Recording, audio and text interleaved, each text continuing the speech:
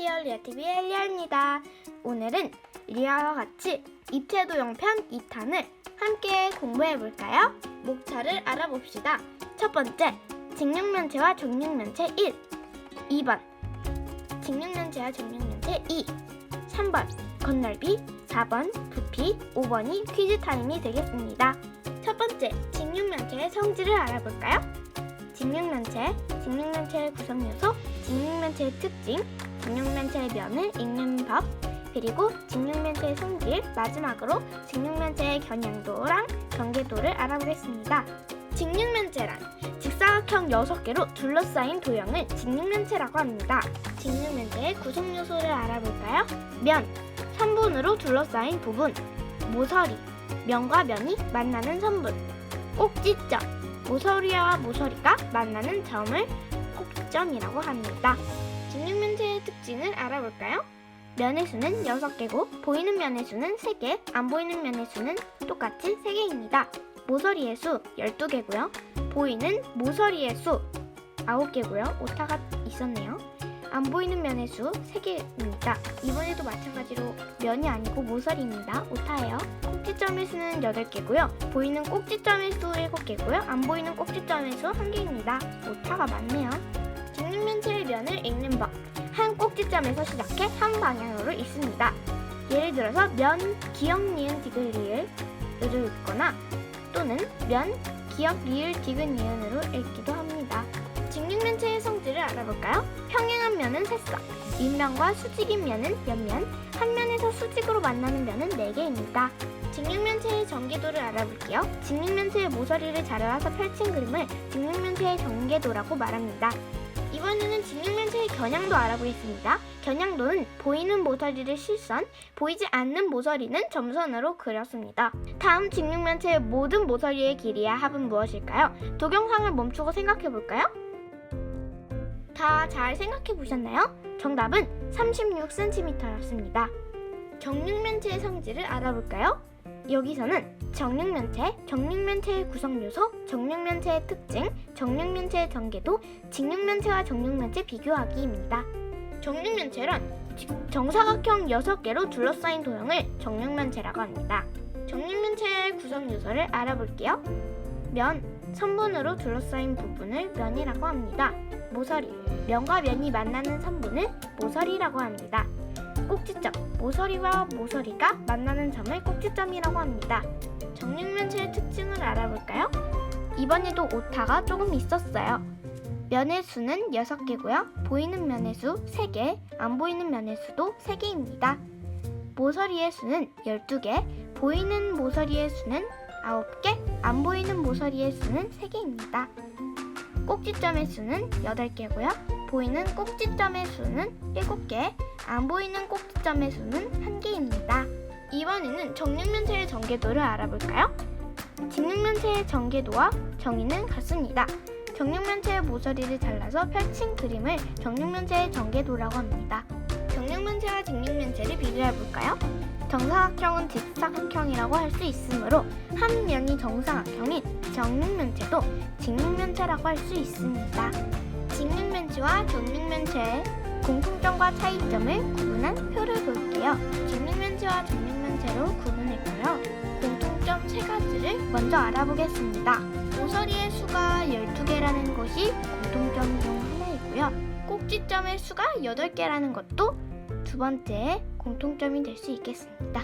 마지막의 공통점은 면의 수가 6개로 같다는 점입니다. 이제 차이점 2가지를 알아볼게요.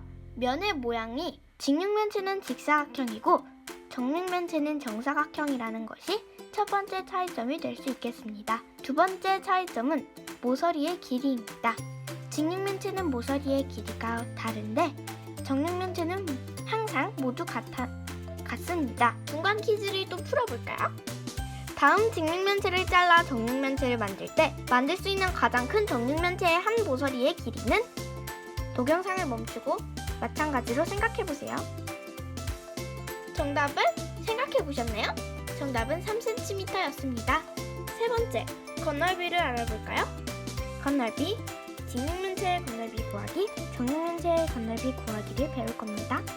건널비의 정의를 먼저 알아보고 넘어가겠습니다. 건널비란 물체 겉면의 넓이를 건널비라고 합니다. 직육면체의 건널비는 어떻게 구할 수 있을까요? 직육면체의 건널비는 직육면체의 전개도의 넓이와 같습니다. 그럼 직육면체의 전개도의 넓이를 구하면 직육면체의 건널비를 구할 수 있겠군요. 먼저 방법 1. 6면의 넓이의 합으로 직육면체의 건널비를 구할 수 있습니다. 여기 제가 면을 기호로 표시해 놓았어요. 면 기역 더하기, 면 니은 더하기, 면 디귿 더하기, 면 리을 더하기, 면 미음 더하기, 면 비음을 하면 직육면체의 건널비를 쉽게 구할 수 있습니다. 방법 2번을 알아볼게요. 한 꼭지점에서 만나는 세 면의 넓이의 합 곱하기 2를 하면 직육면체의 건널비를 또한 구할 수 있대요. 마찬가지로 리아가 면을 기호로 표시해 놓았어요. 면 기역 더하기, 면 디귿 더하기, 면 미음을 곱하기 2 하면 직육면체의 건널비를 구할 수 있어요. 방법 3번, 마지막 방법이 되겠습니다. 두 밑면과 옆면의 넓이의 합으로 직육면체의 건널비를 구하는 방법이 있습니다. 마찬가지로 리아가 이렇게 면에다가 기호 표시를 해놓았어요. 보이시죠? 면 기역 곱하기 2 더하기 면 니은 디귿 미음 비음의 가로의 합 곱하기 세로를 하면 두 밑면과 옆면의 넓이의 합, 즉 건널비를 구할 수 있습니다. 정육면체의 건널비 구하는 방법을 알아볼까요? 방법 1.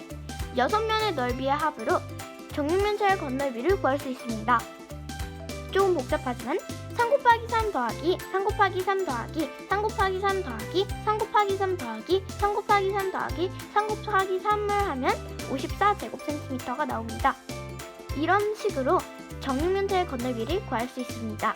정육면체의 건널비 구하기 방법 2번을 한번 같이 살펴볼까요? 방법 2번은 한 면의 넓이 곱하기 6을 하면 정육면체의 건널비를 구할 수 있다는 겁니다. 첫 번째, 한 면의 넓이 곱하기 6을 하면 구할 수 있고, 또 두 번째, 한 모서리의 길이 곱하기 한 모서리의 길이 곱하기 6을 하면 또한 정육면체의 건널비를 구할 수 있습니다. 저는 방법 2번에 1번을 선호합니다. 중간 퀴즈를 같이 풀어볼까요? 다음 정육면체의 건널비를 구하시오. 한번 동영상을 멈추고 풀어보세요. 앞에서 본 것과 같이 건널비를 구하면 쉬울 거예요. 다 잘 생각해 보셨나요? 정답은 54cm였습니다. 제곱을 붙여야 되는데 PPT에서는 붙이지 않았습니다. 원래 제곱까지 써주셔야 해요. 부피를 알아보겠습니다. 부피, 직육면체의 부피 비교 1세제곱cm, 직육면체의 부피 구하기, 정육면체의 부피 구하기 1세제곱미터, 1세제곱미터와 1세제곱cm의 관계를 부피 챕터에서 알아보겠습니다. 부피란 어떤 물건이 공간에서 차지하는 크기를 부피라고 합니다. 지금은 이해하기가 조금 어렵지만 리아와 같이 개념을 알아보면서 익혀볼게요.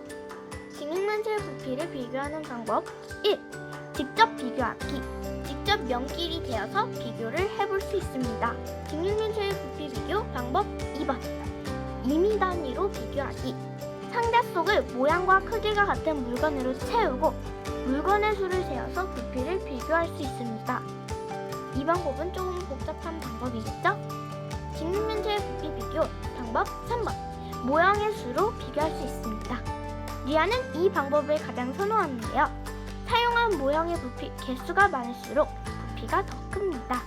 이제 1세제곱cm를 알아보겠습니다. 한 모서리의 길이가 1cm인 정육면체의 부피 1세제곱cm라고 있습니다. 직육면체의 부피를 구하기. 밑면의 넓이 곱하기 높이를 하면 직육면체의 부피를 구할 수 있습니다. 정육면체의 부피 구하기. 한 면의 넓이 곱하기 높이를 하면 정육면체의 부피를 구할 수 있습니다. 1세제곱미터 알아보겠습니다.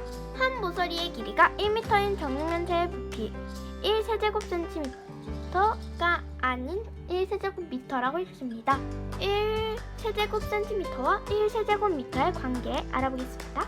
부피가 1세제곱미터인 정육면체를 만들려면 부피가 1세제곱cm인 쌓기나무가 100만 개 필요합니다. 드디어 퀴즈 타임!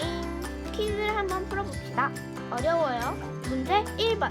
한 면의 길이가 5cm인 정육면체가 있습니다. 이 정육면체의 부피를 한번 구해볼까요? 동영상을 멈추고 생각해볼까요? 정답을 생각해보셨나요? 앞에서 배운 것을 토대로 문제를 풀어보면 아주 간단할 거예요. 정답은 정육면체의 부피는 한 면의 길이를 3번 곱하여 구할 수 있습니다. 따라서 부피는 5 곱하기 5 곱하기 5로 계산됩니다. 이를 계산하면 125 세제곱 센티미터가 됩니다. 그래서 정답은 125 세제곱 센티미터가 되겠습니다. 문제 2번 알아보겠습니다. 이 정육면체의 부피를 한번 구해볼까요? 정답은 729 세제곱 센티미터가 되겠습니다. 지금까지 리아TV의 리아였습니다.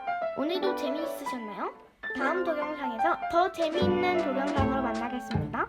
다음 동영상에서 만나요. 안녕!